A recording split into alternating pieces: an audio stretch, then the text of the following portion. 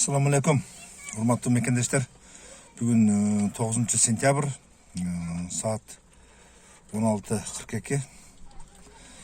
Бул кайрылуунун себеби кече ошо ондорунда автобус болот деп жолго чыгабыз деп аткан жердештерге кайрылуу.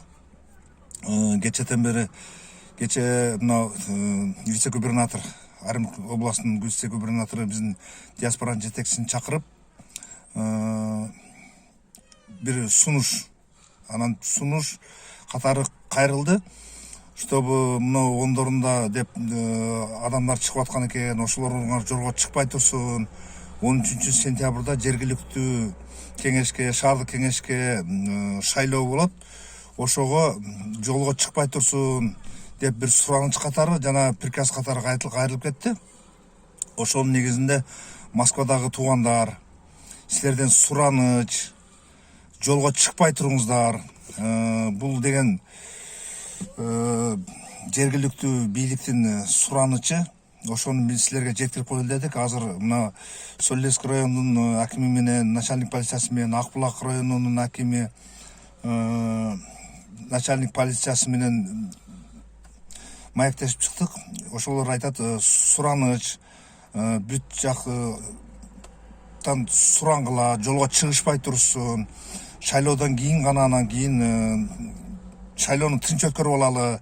Ошон үчүн элдериңерге айтып тургула, жолго чыкпай турсун деп.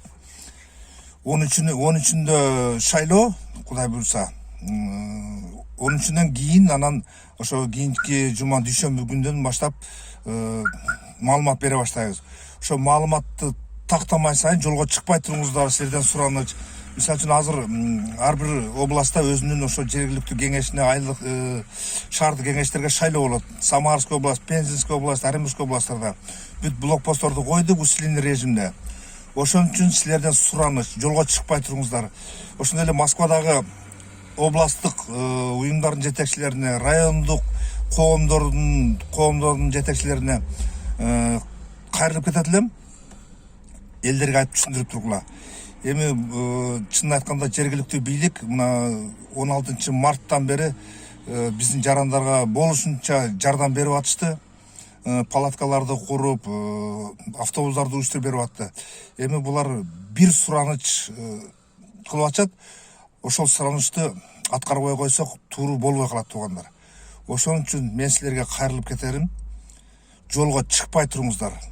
Дүйшөмбү күнү өзүбүз маалымат беребиз.